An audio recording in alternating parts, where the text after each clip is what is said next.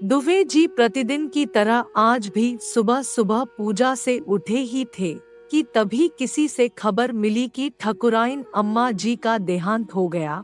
खबर सुनते ही दुबे जी के चेहरे की लालिमा और सुर्ख हो गई। चेहरे पर साफ मुस्कुराहट झलकने लगी। दुबे जी की धर्मपत्नी पास ही खड़ी थी। मुस्कुराते हुए पत्नी से पूछा, आजी सुनती हो ठकुराइन अम्मा जी अब नहीं रही। अच्छा मौका मिला है, जो जो चाहिए तुमको सब बता दो, बाद में मत कहना कि कोई इच्छा अधूरी रह गई। दुबे जी की धर्मपत्नी ने खुशी खुशी कंगन, साड़ी जैसी अनगिनत चीजें बताने लगी, लेकिन दुबे जी को जल्दी थी, इसलिए ठकुराइन अम्मा जी की हवेली की तरफ दौड़ लगा दिए। रास्ते में लोगों से पूछताछ भी करते जा रहे थे, कब कैसे क्या हुआ है। जब तक दुबेजी हवेली पहुंचे तब तक वहां भारी भीड़ जमा हो चुकी थी। उन्हें अपनी लेटलातीफी पर गहरा पछतावा हुआ। हवेली पर पहले से ही दर्जन भर पंडे पुजारी उपस्थिति दर्ज करा चुके थे।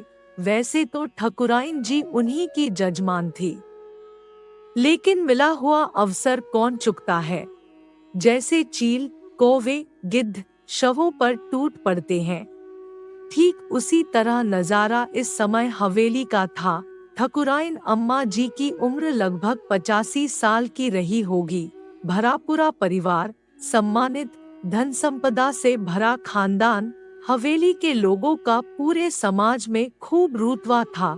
बिना समय गवाए दुबे जी ने मोर्चा संभाल लिया और ठकुराइन अम्मा के बड़े बेटे अनुराग सिंह से मुखातिब हुए। कुर्ते की जेब से पंचांग निकालकर तुरुप का इक्का उछाला, अम्मा जी का स्वर्गवास कब हुआ? अनुराग सिंह ने बताया कि आज सुबह भोर में हुआ है। दुबे जी चिन्हुक कर बोले, भला हो इस परिवार का। उनके चेहरे पर साफ साफ चिंता और घबराहट के भाव स्पष्ट नजर आ रहे थे। ठकुराइन अम्मा जी का पूरा परिवार दुबेजी को विस्मय भरी नजरों से देखने लगा। दुबेजी अपनी तरंग में बोलते चले गए, बेटा बुरा मत मानना, लेकिन यह बड़ा अपशकुन हुआ है।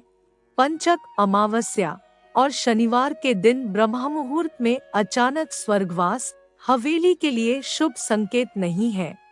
अनुराग सिंह डरते हुए पूछा, तो फिर क्या किया जाए? दुबेजी कुछ सोचते हुए गंभीर स्वर में दुबेजी बोले, खर्चा होगा, अग्नि संस्कार शास्त्रोक्त ढंग से करना होगा, अन्यथा बड़ा अनर्थ हो जाएगा।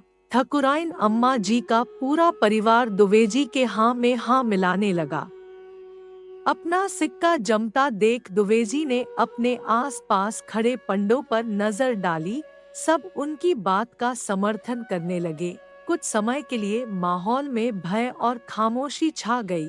अनुराग सिंह ने तुरंत सहमति देते हुए दुबेजी को अग्नि संस्कार की संपूर्ण जिम्मेदारी सौंप दी। पंडों की संपूर्ण मंडली अब दुबेजी के नेतृत्व में क्रियाकर्म की तैयारी में जुट गई। अर्थी, चंदन की लकड़ी, देशी घी, पूजन सामग्री के नाम पर पूरे 21,000 रुपए ऐंठ लिए गए। जो चेले पूजन सामग्री लेने गए उन्हें दुबेजी ने पहले ही संकेत दे दिया था कि एक डिब्बा देसी घी मेरे घर पहुंचा दिए जाए। हवेली में सामान संभालने या गिनती करने की भला फुर्सत किसको थी। ठकुराइन अम्मा जी के मृत शरीर को अर्थी में रखने का समय आया तो उनके परिवार की महिलाएं अम्मा जी के जेवरात हटाने लगी। दुबेजी ने तुरंत हस्तक्षेप करते हुए टोका, आप लोग अपने खानदान और रुतबे का तो कुछ ख्याल रखिए। पूरी नंगीबूची विदा करोगे अम्मा जी को? शास्त्रों में विधान है कि बिना स्वर्ण आभूषणों के अग्नि संस्कार संभव ही नहीं है। इस तरह अम्मा जी को मोक्ष कैसे मिल पाएगा?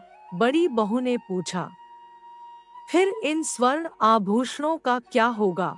दुबेजी ने उचित समय में गरम लोहे पर चोट मारते हुए बोले, जजमान ये आभूषण तो क्रियाकर्म कराने वाले पंडों को मिलते हैं, तभी तो अम्मा जी का मोक्ष होगा। लेकिन इतनी महंगाई के जमाने में अम्मा जी का परिवार इतने कीमती आभूषण छोड़ने को तैयार न था।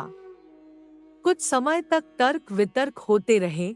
आखिरकार अंत में मोलतोल के बाद गले की चैन, कान के झुमके और पायल पर बात बन गई। दुवेजी की आंखें चमकने लगी थी, मन अति प्रसन्न था।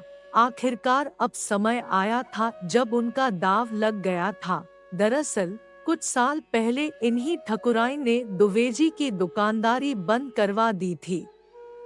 एक छोटी सी घटना को लेकर सभी पंडों का विवाद। ठकुराइन अम्मा से क्या हुआ कि महिला होते हुए भी उन्होंने बड़ा विरोध किया और घर के दरवाजे हमेशा के लिए पंडे पुजारियों के लिए बंद करवा दिए। पूजा पाठ के नाम पर होने वाली लूट को सख्ती से रोक लगा दिया।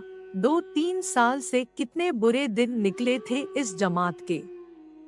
बहुत मिन्नतें करने, माफी मांगने पर भी ठकुराइन अम्मा जी का दिल नहीं पसीजा था। लेकिन दुवेजी को अब लगने लगा था कि संयोग से लक्ष्मी जी स्वर्ण छप्पर फाड़कर उनके घर आने वाली है। अब यह विडंबना थी कि ठकुराइन अम्मा जी का पूरा परिवार पंडे पुजारियों के सामने बेबस था। आखिरकार अग्नि संस्कार का कार्य निपट गया। शहर के पंडे पुजारियों की कमाई जमकर हो गई। सबसे मजे की बात यह रही कि रोज रोज लड़ने वाले पंडे पुजारियों में इस घटना पर आपस में एकता स्थापित हो गई। वैसे भी सामूहिक स्वार्थ के लिए विरोधियों में एकता हो जाना कोई नई बात नहीं है। अग्नि संस्कार के बाद 13वीं तक उन सबका जामवाड़ा हवेली पर लगा रहा।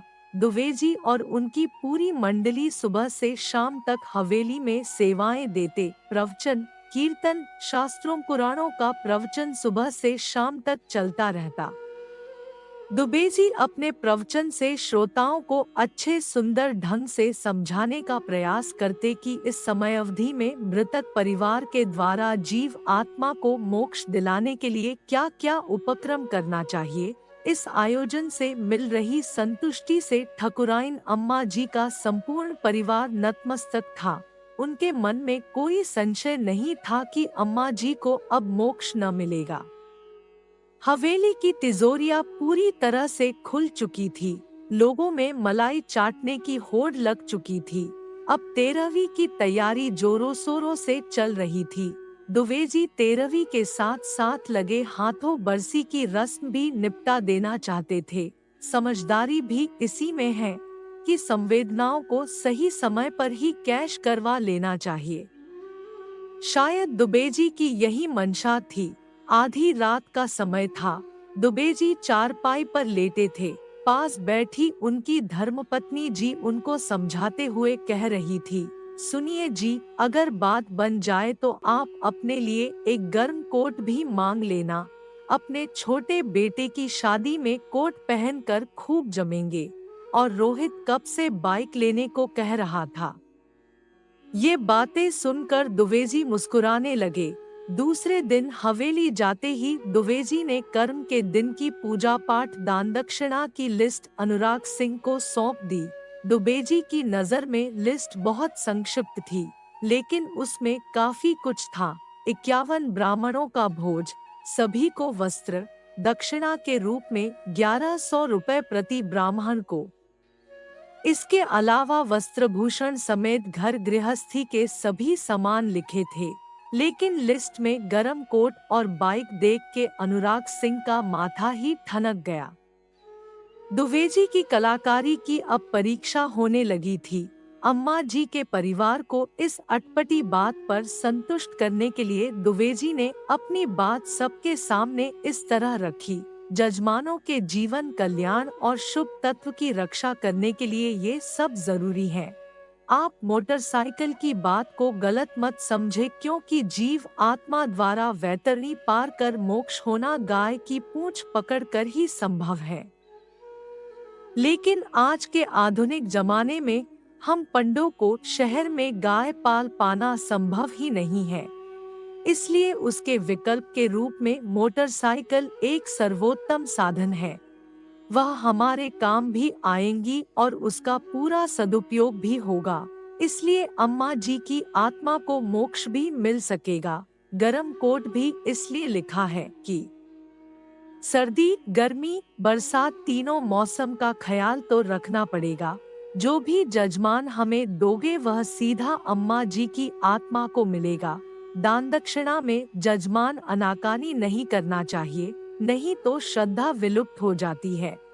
अम्मा जी का परिवार कुछ विरोध करता कि उससे पहले ही मंडली के सभी सदस्य दुवेजी की बात पर समर्थन करने लगे। 1100 रुपए दक्षिणा के रूप में सुनते ही दुवेजी के चेले एक स्वर में अम्मा जी के परिवार को संतुष्ट करने में लग गए। 13वीं और बरसी का कार्यक्रम भी संपन्न हो गया। दुवेजी और उनके चेले ठकुराइन अम्मा जी के परिवार को खूब आशीर्वाद दे रहे थे। सभी को अपने अपने यथायोग्य माल मिल गया था। सब दिल से मस्त थे, कारण जो जितनी योग्यता, कलाकारी या लेने का हुनर था, उसने उसी हिसाब से पा लिया था। अम्मा जी का मोक्ष हुआ कि नहीं, यह तो एक अलग बात है, लेकिन सभी मोक्ष दिलाने वालों की खूब चांदी हो गई थी। यह मोक्ष कितने लाख में मिला, दुवेजी ही जाने। नमस्कार दोस्तों।